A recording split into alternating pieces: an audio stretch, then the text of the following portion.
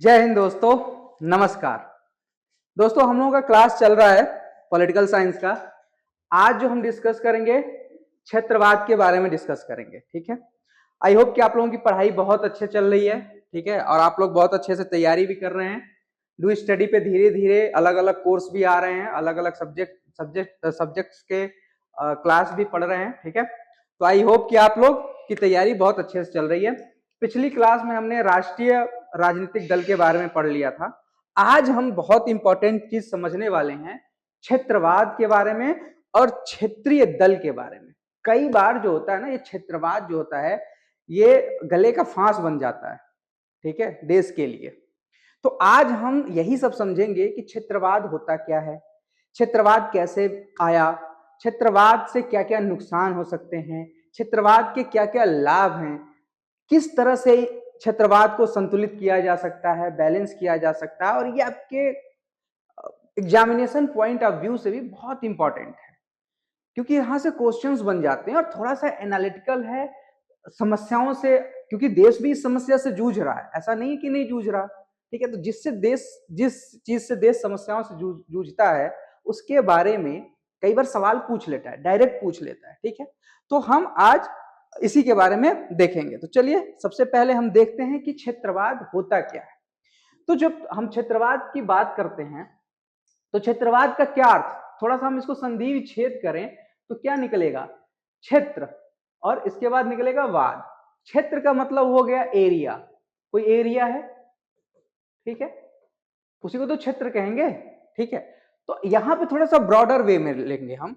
क्षेत्र का मतलब हो गया कोई राज्य, ठीक है, या ऐसा कोई क्षेत्र जहां पे अलग तरह की भाषा बोली जा रही है, अलग तरह की संस्कृति है, अलग तरह का पहनावा है, रीति रिवाज है। ठीक है, तो वो एक एरिया हो जाता है। ठीक है, वाद का क्या मतलब है, वाद का मतलब होता है एक थॉट, ठीक है, एक विचार, ऐसा विचार जो क्षेत्र से जुड़ जाए।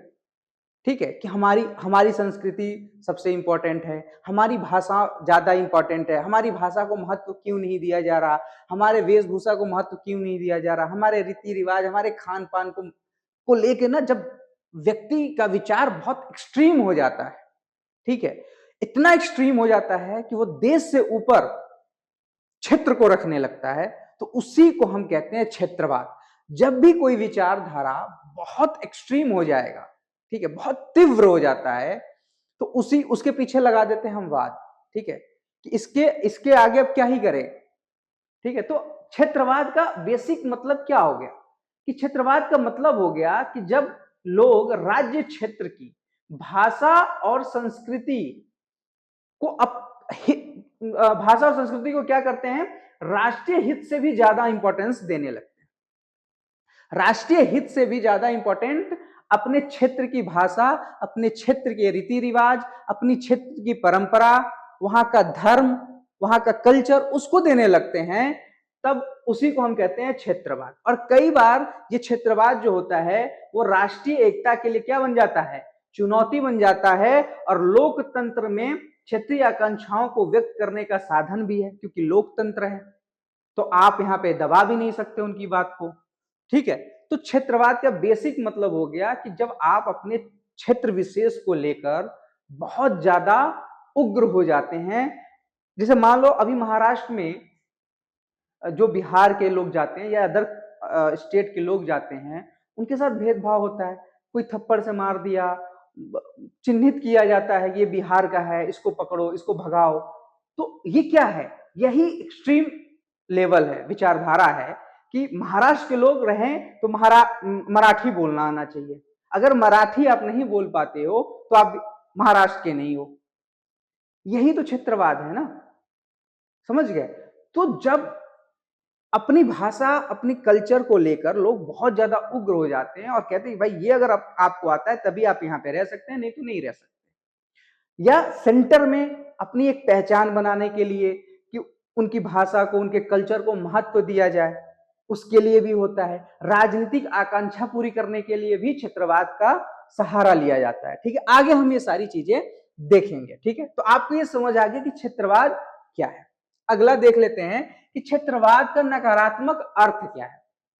नकारात्मक अर्थ का मतलब है कि अगर क्षेत्रवाद बहुत एक्सट्रीम लेवल पे फैल जाता है तो देश के लिए, चाहे हम लोगों के लिए, वो किस तरह से नकारात्मक रूप से हानि पहुंचा सकता है। तो सबसे पहला अगर हम देखें क्षेत्रवाद का जो हानि पहुंचाता है वो राष्ट्रीय एकता के लिए खतरा बन जाता है। जैसे खालिस्तान की मांग होने लगती है, ठीक है, देश कश्मीर कह रहा था कि भाई हमको अलग कर दो, हम क्योंकि हम भारत से अलग होना चाहते हैं। तो जब ये इस तरह की जो भावना पनपती है क्षेत्रों में, तो क्या करेगी, वो राष्ट्रीय एकता के लिए नुकसानदेह होगी। जैसे महाराष्ट्र के लोग कहते हैं हम मराठी हैं, बिहार के लोग कहते हैं हम बिहारी हैं, गुजरात के लोग कहते हैं हम गुजराती हैं, और कई बार होता है कि वे द्वेषात्मक भावना बहुत ज्यादा फैलने लगता है। महाराष्ट्र में भी फैल रहा है, अब महाराष्ट्र वाले में फैले, अभी आप देखो तमिलनाडु में कुछ बिहार के लोगों को मार दिया गया था, ठीक है। तो बहुत सारी चीजें, ये यही क्षेत्रवाद क्या होता है, राष्ट्रीय एकता के लिए खतरा बन जाता है। दूसरा, अलगाववाद को बढ़ावा मिलता है। क्षेत्रवाद की वजह से कई बार क्या होता है, स्टेट पे विभाजन की बात होने लगती है। क्यों होने लगती है, क्योंकि मान लो जब गुजरात और मुंबई था, तो गुजरात और मुंबई जब एक स्टेट थे तो इनका इनका विभाजन क्यों हुआ, क्योंकि गुजरात के लोग गुजराती बोलते थे, महाराष्ट्र के लोग मराठी बोलते थे। तो भाषा के आधार पर क्या किया गया, अलग राज्य की मांग होने लगी कि भाई गुजरात एक अलग स्टेट बनाया जाए जो गुजराती बोलते हैं उनके लिए, महाराष्ट्र एक अलग स्टेट बनाया जाए क्योंकि मराठी बोलते हैं। इसी तरह से हर राज्य में क्या होता है, अलग अलग भाषा के लोग होते हैं, ठीक है, अलग अलग भाषा के लोग रहते हैं, और वो अलग भाषा के आधार पर क्या करते हैं, अपने राज्य की मांग करने लगते हैं, ताकि अपने राजनीतिक आकांक्षा भी पूरी हो और उनका जो सांस्कृतिक भाषाई जो चीज है उसकी उन्नति भी वो कर सके। तो इसलिए क्या होता है, एक अलगाववाद की मांग होने लगती है। खालिस्तान का आप देख लो, धर्म के नाम पर, संप्रदाय के नाम पर अलग चीजों की मांग हो रही है। मेन देखो, मेन तो राजनीतिक पर महत्वाकांक्षा होता है कि राजनीतिक हमारा हित पूरा हो, ठीक है, लेकिन बैकग्राउंड में ये सब सपोर्ट करते हैं क्या, धर्म हो गया, भाषा हो गया, संस्कृति हो गई, ये सब तो एक क्या बोल मुद्दा बनते हैं। लेकिन मेन चीज क्या होता है कि उनकी राजनीतिक आकांक्षाएं, राजनीतिक हित नेताओं का पूरा हो सके, इसीलिए क्षेत्रवाद को बहुत ही एक्सट्रीम लेवल पे वो लोग लेके जाते हैं। दूसरा, राजनीतिक अस्थिरता आ सकती है। क्षेत्रवाद की वजह से राजनीतिक अस्थिरता भी आती है। जैसे मान लो कई क्षेत्र हैं, तो कई क्षेत्रीय दल होंगे।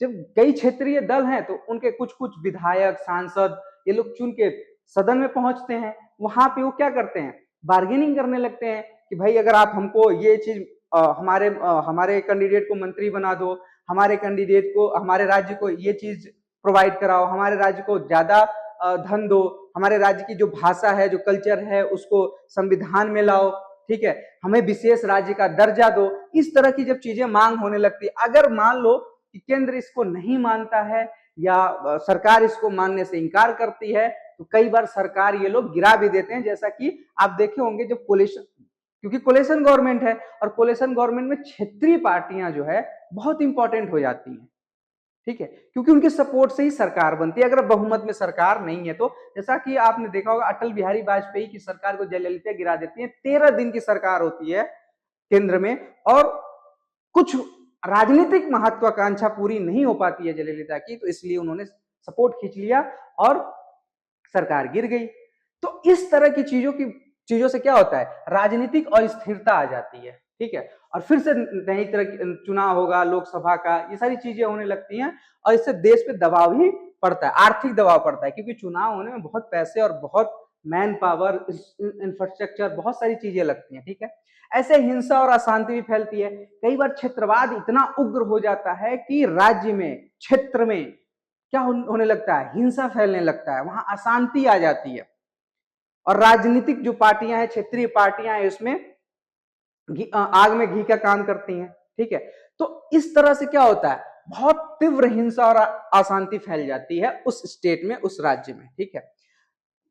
पांचवा हो गया आर्थिक विकास में बाधा। अब मान लो जहां पे इतना ज्यादा समस्या रहेगी क्षेत्रवाद को लेके, जहां पे हिंसा होगा, जहां पे अशांति होगी, क्या वहां पर कोई भी कंपनी जो है वहां जाएगी, वहां पे उद्योग लगाएगी, वहां निवेश करेगी? नहीं करेगी। उसके बाद हिंसा आंदोलन, क्रांति, इन सब चीजों की वजह से क्या होता है, मार्केट बंद होता है, गाड़ियां जलाई जाती हैं, ट्रेन रोके जाते हैं। इससे किसका नुकसान हो रहा है, इससे राष्ट्र का नुकसान हो रहा है। राष्ट्रीय संपत्ति को जलाया जाता है, इससे किसका नुकसान होता है, राष्ट्र का नुकसान होता है। उस राज्य के लोगों का भी नुकसान होता है, क्योंकि उस राज्य के लोगों के टैक्स से ही तो वहां का विकास हो रहा है, तो उनका भी नुकसान होता है। ठीक है, तो आर्थिक विकास में भी ये बाधा पहुंचाता है। सामाजिक विभाजन को ये बहुत ज्यादा क्या करता है, बढ़ावा दे देता है। ठीक है, भाषा के आधार पर, धर्म के आधार पर, रीति रिवाज के आधार पर, परंपरा के आधार पर, जाति के आधार पर ये क्या करते हैं, अलग अलग क्षेत्रों की मांग करते हैं, अलग अलग क्षेत्र के हिसाब से राज्य की मांग करते हैं, जिससे सामाजिक विभाजन जो है ना बहुत ज्यादा होने लगता है। लोग एक दूसरे को क्या संशय की दृष्टि से देखने लगते हैं, द्वेष की दृष्टि से देखने लगते हैं। इंसान को इंसान नहीं बल्कि जाति, भाषा, धर्म के आधार पर, क्षेत्र के आधार पर क्या करते हैं, रिकॉग्नाइज करने लगते हैं। ठीक है, तो ये चीजें क्या करती है, सामाजिक विभाजन को जन्म देती है। ठीक है, राष्ट्रवाद कमजोर पड़ जाता है, और जहां जब जब क्षेत्रवाद अपने उच्चतम शिखर पर होगा तो वहां पे राष्ट्रीय भावना जो होती है ना वो कम होने लगती है। तो अगर राष्ट्रवाद कमजोर होगा तो बहुत दिक्कत हो जाएगी। ठीक है, राष्ट्रवाद कमजोर नहीं होना चाहिए। ठीक है, तो ये सारी इसके निगेटिव पॉइंट है। कुछ देखो निगेटिव है तो कुछ सकारात्मक भी होंगे, ये सकारात्मक है। ठीक है, कुछ निगेटिव है तो कुछ सकारात्मक भी है। ऐसा थोड़ी नहीं कि खाली हमें इससे नुकसान ही होता है, कुछ फायदा भी है। अब फायदा क्या है, जो क्षेत्रीय पार्टियां होती हैं, ये क्षेत्रवाद जो होता है वो क्या करता है, क्षेत्र की पहचान की रक्षा करता है। ठीक है, उस क्षेत्र की पहचान की, जैसे धर्म के आधार पर, चाहे रीति रिवाज के आधार पर, भाषा के, अधिकांश जो हमारे भारत में राज्य बने हैं वो भाषा के आधार पर ही बने हैं। ठीक है, तो वहां के क्षेत्र की जो पहचान है उसकी वो रक्षा करता है। ठीक है, लोकतंत्र को मजबूत करता है। अब लोकतंत्र का मतलब क्या है, लोकतंत्र का मतलब यह है कि अगर कोई अल्पमत में भी है या कोई एक व्यक्ति भी है, उसे भी अपनी राय, अपनी अभिव्यक्ति, अपने विचार को रखने की स्वतंत्रता होनी चाहिए, तभी तो लोकतंत्र होगा। और ये क्षेत्रवाद क्या करता है, यही देता है कि कोई भी व्यक्ति अपनी रीति रिवाज, अपने धर्म, अपने कल्चर, अपनी भाषा, अपनी परंपरा की रक्षा कर सके। ठीक है, अपनी समुदाय की, अपनी पहचान की रक्षा कर सके। तो वो रक्षा कैसे होगी, जब तक उस क्षेत्र के लोगों की बात केंद्र में नहीं सुनी जाएगी तब तक कैसे रक्षा होगी। जब तक उन लोगों की सरकार में नहीं सुनी जाएगी तब तक सरकार उनके लिए कैसे नियम कानून या उनके विकास के बारे में सोचेगी। ठीक है, तो क्षेत्रवाद कई बार लोकतंत्र के लिए बहुत मजबूत भी बनते हैं। ठीक है, क्योंकि वो अपने क्षेत्र के विकास के लिए सदन में या विधानसभा में उन लोगों की आवाज को रखते हैं, उन लोगों की डिमांड को रखते हैं, उन लोगों के हितों को प्रस्तुत करते हैं। ठीक है, स्थानीय विकास पर ध्यान। अब क्या होता है कि क्षेत्रवाद की वजह से जो क्षेत्रीय पार्टियां होती हैं वो अपने लोकल एरिया में क्या करती हैं, स्थानीय विकास करा सकती हैं, सरकार से फंड मांग सकती हैं, सरकार से विशेष फंड के लिए आवेदन कर सकती हैं, उनसे कह सकती है कि भाई इस हमारे क्षेत्र में विकास करिए, नहीं तो हम आपका सपोर्ट खींच लेंगे। सरकार को कई बार मजबूरन वहां का उनकी सुननी पड़ती है। ठीक है, तो स्थानीय विकास पर भी ये ध्यान देते हैं, जनता की आवाज को सरकार तक पहुंचाने का काम करती है। ठीक है, समानता की मांग करती है, हर राज्य का को समान रूप से विकास करने का अधिकार है। ठीक है, भारत की जितनी जनता है सबको समानता का अधिकार है, किसी के साथ भी जाति, धर्म, भाषा, इस सब के आधार पर भेदभाव नहीं होना चाहिए। और सभी जितने भाषा है भारत में, सभी भाषा को क्या होना चाहिए, विकास का समान अवसर मिलना चाहिए, वहां की जनता के विकास का समान अवसर मिलना चाहिए। ठीक है, तो कई बार ये समानता की मांग करती है, राजनीति में संतुलन लाती है। ऐसा नहीं है कि सिर्फ असंतुलन पैदा करती है, कई बार राजनीतिक संतुलन बनाए रखती है और विविधता को सम्मान देती है। भारत में क्या है, विविधता में एकता है, क्योंकि यहाँ पर एक जाति के, एक धर्म के, एक परंपरा के, एक भाषा के लोग तो है नहीं, विविध लोग हैं। ठीक है, अलग अलग भाषा है, हर 10 किलोमीटर 15 किलोमीटर पे भाषा में थोड़ी थोड़ी बहुत विभिन्नता आ जाती है, चेंज हो जाता है। ठीक है। तो विविधता को सम्मान दिलाने का काम कौन करता है? यही क्षेत्रवाद ही करता है, ठीक है। अब चलो ये हम देख लिए नकारात्मक सकारात्मक, अब हम देख लेते हैं इसमें संतुलन कैसे बनाए। तो राष्ट्रीय एकता को सर्वोपरि मानना चाहिए, न्यायपूर्ण विकास करना चाहिए, सभी राज्य को विकास के लिए समान फंड देना चाहिए, ठीक है। ऐसा नहीं कि किसी को आप बहुत ज्यादा दे रहे हो, दूसरे को कम दे रहे हो, तो इससे क्या होगा? द्वेष होगा मन में। मान लो किसी कंपनी में दो लोग काम कर रहे हैं और सेम काम कर रहे हैं और एक को ज्यादा पेमेंट मिल रहा है, दूसरे को कम मिल रहा है, तो एक द्वेष तो बढ़ेगा ना दोनों के बीच में। इसी तरह से जब राज्य को भी असमान रूप से फंड दिया जाता है, असमान रूप से विकास किया जाता है या विकास पर ध्यान दिया जाता है, तो वहां भी दिक्कत आती है। आप देख लो, होता भी ऐसा है। आप देखो जहां के सीएम होंगे वहां उस एरिया का खूब विकास होगा, जहां के सीएम नहीं होंगे वहां। अब जैसे मान लो उत्तर प्रदेश से कई बार देखोगे पूर्वांचल राज्य की मांग होने लगी थी कि पूर्वांचल राज्य बने, पूर्वांचल राज्य बने, जब मुलायम सिंह और मायावती थी तो। लेकिन जब से योगी जी आ गए पूर्वांचल राज्य की मांग ही नहीं हो रही है। क्यों नहीं हो रही? क्योंकि वहां पर भी विकास होने लगा है, पूर्वांचल में विकास पर ध्यान दिया जाने लगा है, तो वहां पे मांग नहीं हो रही है, ठीक है। तो कई बार न्यायपूर्ण विकास होना चाहिए पूरे स्टेट का। भाषा और संस्कृति को सम्मान देना चाहिए, प्रत्येक भाषा और संस्कृति को सम्मान दिया जाना चाहिए। संघीय ढांचे को मजबूत करता है। भारत जो है, भारत में क्या फेडरल स्टेट है, फेडरलिज्म को अपनाया गया है। तो फेडरलिज्म में क्या है कि पावर को डिवीजन किया गया है और हर राज्य को अपने लिए नियम कानून, अपने कल्चर, अपनी भाषा, अपने लोगों के हितों को रखने का, उनको सुनने का, विकास करने का अधिकार दिया गया है, ठीक है। तो ये क्या करता है? संघीय ढांचे को मजबूत करता है, ठीक है। दूसरा, संवाद और समझौता। संवाद और समझौता के जरिए, ठीक है, संवाद, जैसे मान लो किसी प्रकार का विवाद हो रहा है, उसको क्या करना चाहिए? सरकार के साथ संवाद करना चाहिए और संवाद करके और समझौता करके चीजों को सॉल्व कर लेना चाहिए, ना कि आप क्या करें? हिंसा और अशांति फैलाएं, ठीक है, आंदोलन करें। एक देखो क्या होता है, सरकार कई बार बिना आंदोलन के सुनती नहीं है, ठीक है। तो आंदोलन भी शांतिपूर्ण तरीके से होना चाहिए, संवाद के जरिए ही होना चाहिए। क्षेत्रीय और राष्ट्रीय दलों का सहयोग होता है इसमें, और शिक्षा और जागरूकता के जरिए आप क्षेत्रवाद को कंट्रोल कर सकते हो, क्षेत्रवाद पे नियंत्रण रख सकते हो, ठीक है। तो संतुलन बनाने के लिए ये सारी चीजें आपको करनी पड़ेंगी, ठीक है। आगे चलते हैं, आगे हम देख लेते हैं क्षेत्रवाद के विभिन्न रूप। देखो क्षेत्रवाद के विभिन्न रूप कह लो, क्षेत्रवाद के फैलाने का कारण आगे भी आएगा, सेम है। मैं यहाँ पे आपको समझा देता हूं, आगे सिर्फ मैं पॉइंट बता दूंगा। क्षेत्रवाद के जो विभिन्न रूप हैं, विभिन्न रूप का मतलब है कि क्षेत्रवाद की मांग किस किस आधार पर की जा सकती है। तो सबसे पहला है भौगोलिक क्षेत्रवाद। भौगोलिक आकार के आधार पर भी क्षेत्रवाद बढ़ सकता है। जैसा किसी खास इलाके या राज्य में विकास की मांग को लेकर क्षेत्रवाद बढ़ सकता है। जैसा कि विदर्भ में, महाराष्ट्र में, तेलंगाना जो राज्य बना है वहां आंध्र प्रदेश से अलग होगा, क्योंकि वहां पे विकास पर ज्यादा ध्यान आंध्र प्रदेश की सरकार नहीं दे रही थी, विकास नहीं हो पा रहा था। तो वहां पे तेलंगाना भौगोलिक आधार पर क्या हुआ? आंध्र प्रदेश से अलग होने की बात करने लगा, डिवीजन की बात करने लगा, अलग राज्य की मांग करने लगा।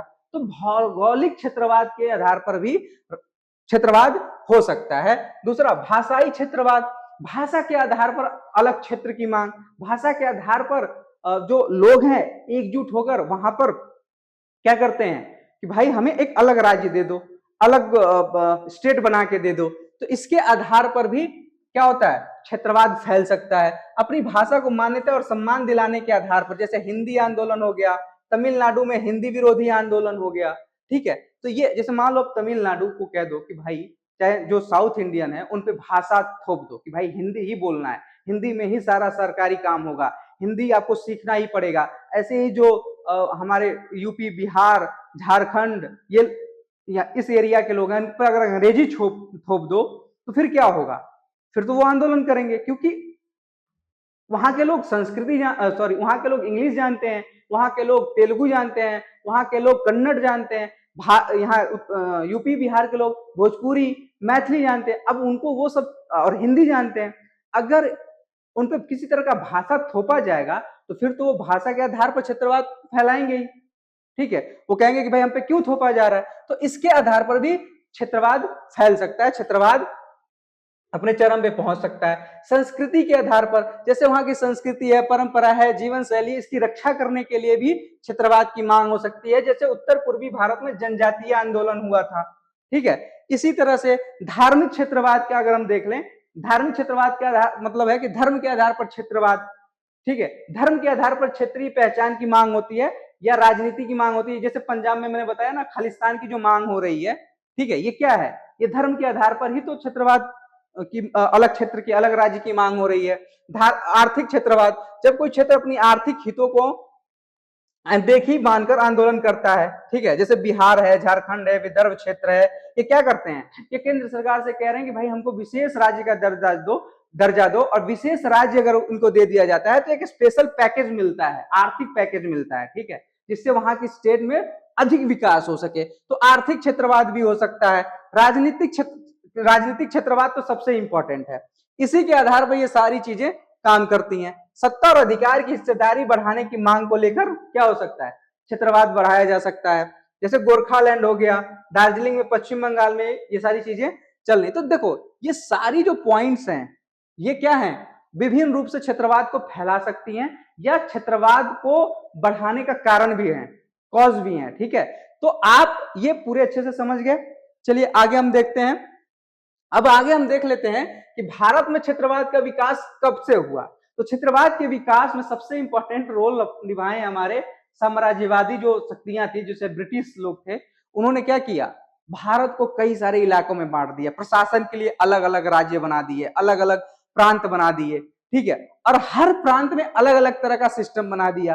कहीं पे राजा को दे दिया, कहीं पे मालवाड़ी अपना लिया, कहीं रैयतवाड़ी दे दिया, कहीं जमींदारी दे दिया, ठीक है, अलग अलग तरीके से, और भाषा के आधार पर, धर्म के आधार पर, जाति के आधार पर, ठीक है, इन सब के आधार पर क्या किया, अलग अलग प्रांत बना दिए, ठीक है, फूट डालो और राज करो, यही तो उनका नीति था। और उसके आधार पर क्या हुआ, प्रांतों की अलग अलग प्रांत। अब देखो भारत और पाकिस्तान पहले क्या थे, एक थे, लेकिन धर्म के आधार पर इतना फूट डाल दिए इन लोग कि भारत और पाकिस्तान को अलग होना पड़ा धर्म के आधार पर, ठीक है। इसी तरह से ऐसा नहीं है कि कई राज्य अलग होना चाहते थे, हैदराबाद अलग होना चाहता था, जूनागढ़ अलग होना चाहता था, कश्मीर का मुद्दा था, ठीक है, ये सारे क्या थे, भाषा के आधार पर अलग होना चाहते थे, या वहां के कल्चर के आधार पर अलग होना चाहते, या राजनीतिक कारण था वहां का, इस सब चीज के आधार पर। तो ये सब गढ़ा कौन था, यही ब्रिटिश लोग गढ़ के गए थे। तो ब्रिटिशों से शुरू होता है, मेन रूप से इन्होंने क्या किया, भारत को कई प्रांतों में विभाजित कर दिया और क्षेत्रवाद को इतना बढ़ावा दे दिया कि ताकि भारत की जो एकता है, स्वतंत्रता के लिए जो मांग कर रहे थे हम लोग, स्वतंत्रता के लिए जो आंदोलन कर रहे थे, वो विभक्त हो जाए, और वो विभक्त होकर ये अपना राज करते रहे, ठीक है। तो इन्होंने बढ़ावा दिया। लेकिन जब भारत स्वतंत्र हो गया और भारत का संविधान बना, तो भारत का संविधान क्या बना, भारत के जो संविधान निर्माता थे उन्होंने क्या किया कि ये जो जितने भारत में जितने राज्य हैं, ठीक है, उनको भी अधिकार दिया और केंद्र को भी ये शक्ति दी कि कोई भी राज्य भारत से अलग ना हो पाए। इसीलिए भारत के संविधान में आप देखोगे कि संघात्मक भी लक्षण मिलेंगे और एकात्मक भी लक्षण मिलेंगे, और ये मैं पढ़ा चुका हूं पीछे की क्लास में। जब आप संघात्मक राज्य के बारे में पढ़ेंगे, पीछे आई थिंक 5वां या 6वां चैप्टर है, आप उस देखेंगे तो वहां समझ में आएगा कि भारत के जो संविधान निर्माता थे वो ये नहीं चाहते थे कि भारत जो है किसी डिक्टेटरशिप में जाए। दूसरा, वो राज्य को, जो राज्य है और हर राज्य के अलग अलग कल्चर हैं, अलग अलग धर्म हैं, अलग अलग भाषा है, अलग अलग रीति रिवाज है, अलग अलग पहनावा है, तो वो उनकी भी रक्षा कर लें, ताकि इसीलिए तो राज्य स्टेट बनाए वो, और स्टेट की सरकार को ये अधिकार दिए, ये शक्तियां दी कि वो स्टेट के लोगों के लिए क्या बनाए, कानून बनाए, नियम बनाए। लेकिन साथ में ये भी केंद्र को दिया शक्ति कि कोई भी राज्य देश से अलग नहीं हो सकता, भारत से अलग नहीं हो सकता, अलग देश की मांग नहीं कर सकता, ठीक है। और दूसरी बात, अगर मान लो किसी राज्य में अलग राज्य की मांग हो रही है, ऐसा लग रहा है कि किसी विशेष समुदाय के साथ, विशेष भाषा बोलने वाले के साथ, विशेष रीति रिवाज को अपनाने वाले के साथ किसी प्रकार का भेदभाव हो रहा है, और उसके आधार पर वो अपने हितों के लिए डिमांड कर रहे हैं अलग राज्य के लिए, तो अगर केंद्र सरकार को ऐसा लगता है कि ठीक है, इनको देना चाहिए, इनके अधिकार की रक्षा करनी चाहिए, ये सही है। तो क्या कर सकता है, केंद्र सरकार अलग राज्य बना सकता है। जैसे अभी देख लो 2000 में उत्तर प्रदेश से उत्तरांचल बना, सॉरी उत्तराखंड बना, ठीक है, बिहार से झारखंड बना, समझ रहे हो। तो इसी तरह से राज्य क्या कर सकता, सॉरी केंद्र क्या कर सकता है, राज्य अलग मतलब एक राज्य से दूसरे राज्य को का निर्माण कर सकता है, उसको विभक्त कर सकता है। जैसे मान लो पहले महाराष्ट्र और गुजरात क्या थे, एक में थे, लेकिन भाषाई आधार पर अगर हम देखें तो गुजरात के लोग गुजराती बोलते हैं, महाराष्ट्र के लोग मराठी बोलते हैं। तो भाषा के आधार पर इन दोनों को क्या किया गया, अलग अलग राज्य बना दिया गया। ठीक है, तो भारत के संविधान निर्माताओं का बेसिक मतलब ये था, सपना ये था कि अखंड भारत रहे, लेकिन लोगों का हित भी सुरक्षित रहे, और इसीलिए संघात्मक शासन को अपनाया गया और एकात्मक भी रखा गया संविधान में। ठीक है, और आप देखोगे आपके मौलिक अधिकार में संस्कृति और संस्कृति की रक्षा के लिए भी क्या दिया गया है, आर्टिकल में दिया गया है। ठीक है, ऐसे ही भाषा के आधार पर राज्य का पुनर्गठन की मांग होने लगी। जब भारत स्वतंत्र हुआ 1953 में क्या हुआ, भाषा के आधार पर क्या हुआ, राज्य की मांग होने लगी। जैसे श्री रामलू थे, उन्होंने 1953 में क्या किया, भाषा के आधार पर अलग राज्य की मांग करने लगे, और पहला वही राज्य बना आंध्र प्रदेश, भाषा के आधार पर। ठीक है, तो अलग राज्य की मांग होने लगी, और 1956 में जाकर क्या हुआ, भाषा के आधार पर राज्य का गठन हो, इसके लिए आयोग का निर्माण किया गया। ठीक है, वो आयोग देखेगी कि अलग अलग मतलब एक राज्य में कितनी भाषाएं बोली जा रही हैं, और कितने कितने वहां की जनसंख्या है, कैसे उसका डिवीजन किया जाए, कैसे उनको अलग अलग राज्य दिया जाए। ठीक है, इस पर क्या हुआ, एक आयोग बना। ठीक है, आगे हम देखेंगे वो आयोग के बारे में। कांग्रेस का नरम तथा गरम रुख, कई बार जो है कांग्रेस जो है नरम पड़ती थी, गरम। जवाहरलाल नेहरू क्या थे, वो बड़ा टाइम लेते थे डिसीजन लेने में। ठीक है, इसकी वजह से जो यहाँ पे श्री रामलू थे, वो अनशन पे बैठे, और अनशन पे बैठे और उनकी मृत्यु हो गई। लेकिन ये क्या नाम है, जवाहरलाल नेहरू डिसीजन ही नहीं ले पा रहे थे, और जब मृत्यु हो गई तो वहां का आंदोलन बहुत उग्र हो गया, हिंसक हो गया। उसके बाद जाके जवाहरलाल नेहरू ने क्या किया, ये डिसीजन लिया कि ठीक है भाई, अलग राज्य इनको दे दो। तो इनका नरम और गरम जो रुख था ना, वो बहुत दिक्कत करता। अब हर राज्य को ये लगने लगा कि भाई ये नरमी से नहीं मानेंगे, इनको आंदोलन करो तभी ये सुनेंगे। ठीक है, तो इनका कांग्रेस का नरम तथा गरम रुख भी दिक्कत अलग क्षेत्रवाद को बढ़ावा देने में महत्वपूर्ण भूमिका निभाई। अब क्षेत्रवाद की वृद्धि के कारण क्या है, तो क्षेत्रवाद की वृद्धि के कारण मैंने ऊपर पढ़ा दिया है, सेम है। भाषाई कारण है कि भाई अलग अलग भाषा है तो अलग अलग राज्य का डिमांड करेंगे। ठीक है, सांस्कृतिक कारण है, अगर किसी के संस्कृति को तुम क्या करोगे, खत्म करने का प्रयास करोगे, या किसी की संस्कृति को क्या डुबोने का प्रयास करोगे, या संस्कृति पे हमला करोगे, या उनको ऐसा लगेगा कि हमारी संस्कृति खतरे में है, तो वहां के लोग क्या करेंगे, अपनी संस्कृति को बचाने के लिए आंदोलन करेंगे। क्षेत्रवाद वहां पे बढ़ जाएगा, क्योंकि देखो लोग क्या, पहले परिवार, फिर गांव, फिर जिला, फिर अपना क्षेत्र, और उसके बाद देश को रखते हैं ना। ठीक है, तो सांस्कृतिक कारण भी है, आर्थिक असमानता भी है। जहां पे आर्थिक असमानता होगी वहां पर भी दिक्कत है, इसकी वजह से भी क्षेत्रवाद को बढ़ावा मिलता है। राजनीतिक कारण भी है, राजनीतिक कारण भी मैंने समझा दिया कि कैसे क्षेत्रवाद को बढ़ाता है। क्षेत्रीय असमानता, जब सारे राज्यों में असमान रूप से विकास होगा तो क्या होगा, आर्थिक असमानता के कारण क्षेत्रवाद में वृद्धि हो जाएगी। केंद्र राज्य में तनाव, अगर केंद्र राज्य में बहुत अधिक तनाव है, इसकी वजह से भी क्या होगा, क्षेत्रवाद को बढ़ावा मिलेगा। ऐसे स्थानीय संसाधनों पर अधिकार की मांग को लेकर भी क्या होता है, क्षेत्रवाद को बढ़ावा मिलता है। ठीक है, तो ये सारे कारण क्या है, क्षेत्रवाद के वृद्धि के कारण है। ठीक है, आगे देख लेते हैं। अब देख लेते हैं क्षेत्रीय दलों की क्या भूमिका है। ठीक है, इन सब चीजों में क्षेत्रीय दल क्या भूमिका निभाते हैं हमारे भारतीय लोकतंत्र में। तो क्षेत्रीय दलों की अगर हम भूमिका देखें तो ये लोकतंत्र को मजबूत बनाते हैं। ठीक है, क्योंकि लोकतंत्र में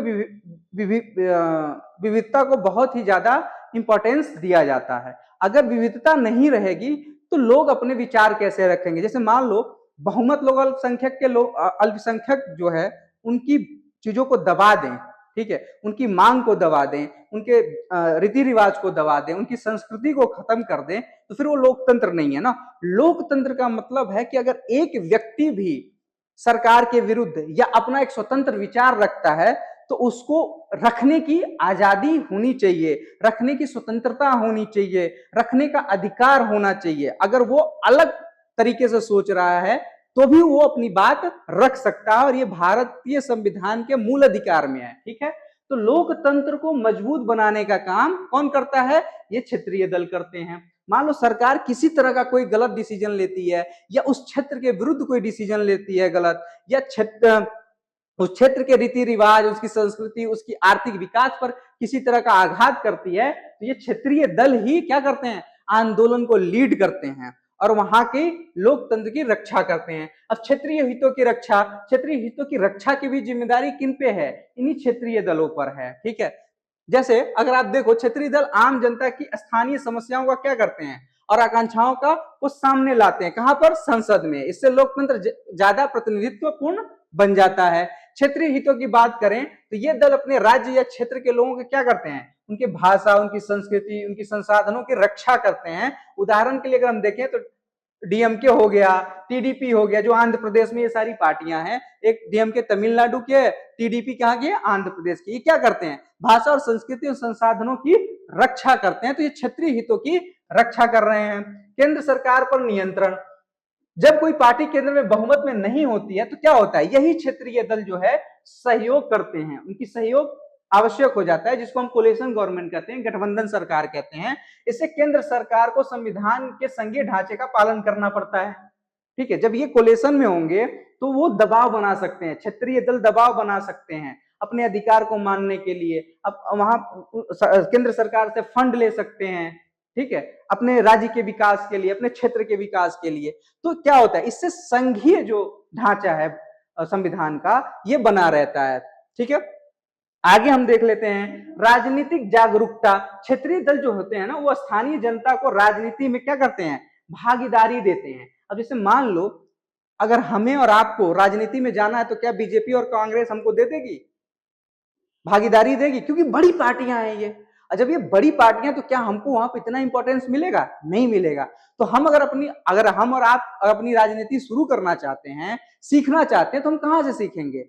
हम क्षेत्रीय दलों में पहले जुड़ेंगे, क्षेत्रीय दल में अनुभव लेंगे। वहां पे थोड़ा सा हमारा क्या होगा? नेताओं से, जो क्षेत्रीय दल के नेता होंगे, अनुभवी नेता होंगे, उनके साथ में हम उठेंगे, बैठेंगे, उनसे सीखेंगे। तो क्या होगा? उससे हमें हमारी राजनीति समझ विकसित होगी और हमारी भागीदारी भी सुनिश्चित हो पाएगी वहां पे, ठीक है। और क्या होगा? अधिकार का एहसास भी, मान लो उसमें थोड़ा सा आपको इंपॉर्टेंस भी मिलेगा। जैसे आप पार्टी जब बनी थी, तो आप पार्टी बनी थी तो उसमें बहुत बड़े बड़े नेता थोड़ी शुरू में जुड़े थे, पहले आम लोग जुड़े थे, ठीक है। और यही बाद में बड़े बने, ठीक है, बाद में विधायक बने, ठीक है। तो इनका क्या होगा? राजनीतिक जागरूकता भी फैलाती है ये समाज में, ठीक है। तो तीसरा, नीतियों में संतुलन बनाए रखने का भी ये काम करती है। कैसे करती है? राष्ट्रीय स्तर पर जो नीतियां होंगी, जो योजनाएं होंगे, वो क्या करेगा? क्षेत्रीय दल अपने राज्य के मुद्दे में शामिल करवाते हैं। जो केंद्र सरकार मान लो कोई नीति बनाती है, ठीक है, विकास की कोई योजना बनाती है, तो यही क्षेत्रीय दल क्या करते हैं? अपने क्षेत्र को भी उस विकास में, उस नीति में, उस योजना में डलवाते हैं, ठीक है। ताकि जैसे स्मार्ट सिटीज का बात हो रहा है, तो स्मार्ट सिटीज के लिए ये क्षेत्रीय दल क्या कहेंगे? भाई हमारे यहाँ भी बनवाओ। उत्तर प्रदेश के कहेंगे, जैसे समाजवादी पार्टी, बहुजन समाजवादी पार्टी क्या कहेगी? उत्तर प्रदेश में भी बनाओ। ऐसे टीडीपी कहेंगे कि भाई हमारे यहाँ भी बनाओ, डीएमके कहेगा कि भाई हमारे यहाँ भी बनाओ। समझ रहे हो? तो ये नीतियों में क्या करते हैं? ये संतुलन बनाए रखते हैं। गठबंधन राजनीति में योगदान, मान लो सरकार बहुमत में नहीं है, तो यही जो क्षेत्रीय दल हैं वो गठबंधन करके, यूपीए सरकार चाहे एनडीए सरकार के साथ गठबंधन करके क्या बनाएंगी? सरकार बनाएंगी। ऐसे ही राज्य में भी गठबंधन होता है, राज्य की जो सरकार होती है उसमें भी गठबंधन करते हैं ये लोग, ठीक है। तो ये क्षेत्रीय दल क्या करते हैं? गठबंधन की सरकार बनाती है। और ये मैं पिछले क्लास में बता चुका हूं कि गठबंधन सरकार की शुरुआत कब होती है। यहां भी मैं बता देता हूं, 1989 से गठबंधन का युग शुरू होता है और क्षेत्रीय दलों ने केंद्र सरकार को बनाने में और गिराने में क्या की थी, बड़ी भूमिका निभाई थी। जैसे जनता दल, तृणमूल कांग्रेस, शिवसेना, जेडीयू, ये सब क्या है, ये सब क्षेत्रीय दल हैं और सरकार के को बनाने और गिराने में अहम भूमिका निभाती हैं अगर केंद्र की सरकार बहुमत में नहीं है तो। ठीक है, तो ये आप समझ गए कि क्षेत्रीय दलों की कितनी इंपॉर्टेंट भूमिका होती है लोकतंत्र में। ठीक है, आगे हम कुछ प्रश्न देख लेते हैं। ठीक है, इस प्रश्न को आपको हल करना है, आपके एग्जामिनेशन पॉइंट ऑफ व्यू से ये बहुत इंपॉर्टेंट भी है और इस सब के बारे में मैंने समझा दिया है आपको। पहला क्वेश्चन है, क्षेत्रवाद का अर्थ स्पष्ट कीजिए। अर्थ मैंने बता दिया है और ये भी बता दिया है कि ये खतरनाक क्यों है। दूसरा प्रश्न है, क्षेत्रवाद के रूपों के बारे में बताइए। ठीक है, और उस पर चर्चा करिए, इसके बारे में मैंने बता दिया है। क्षेत्रीय दलों की भूमिका पर चर्चा करिए, जो क्षेत्रीय दल के भी जो अभी पिछली स्लाइड में हमने जो चर्चा की है वो सारी इसकी भूमिका में आ जाएगा। ठीक है, और क्षेत्रवाद के विकास के मुख्य कारणों की व्याख्या कीजिए कि भाई ये क्षेत्रवाद इतना विकसित कैसे हुआ, तो आप इसमें साम्राज्यवाद के बारे में बताएंगे, फिर जाके जो कांग्रेस का नरम दल और गरम रुख था उसके बारे में बताएंगे। ठीक है, इस सारी चीजों का चर्चा करेंगे। क्षेत्रवाद और राष्ट्रीय एकता के बीच में संतुलन कैसे बनाया जा सकता है, इसके बारे में मैंने फर्स्ट स्लाइड में बता दिया। ठीक है, आई होप कि आपको क्षेत्रवाद जो है बहुत अच्छे से समझ में आया होगा। ठीक है, इसी के साथ मिलते हैं अगले क्लास में, तब तक के लिए जय हिंद।